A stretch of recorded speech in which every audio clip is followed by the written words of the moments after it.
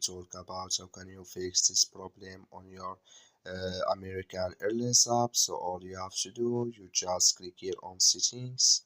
So then it's going to take you to this list. Then all you have to do, just go down here, then you click here on apps. So then you come to apps list here, and here can you are looking for American Airlines app, just click on it, or you just search for it here. So add here American Airlines, then you click on it.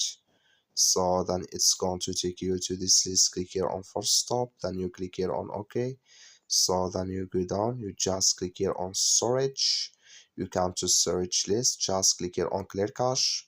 So then you go to your Play Store, you click on it here, then you just search here for American Airlines. It's going to show for you like this. You will find here update, click on it, and it's going to work with you. That's all you have to do. Thank you for watching. Don't forget to support us by liking and subscribe.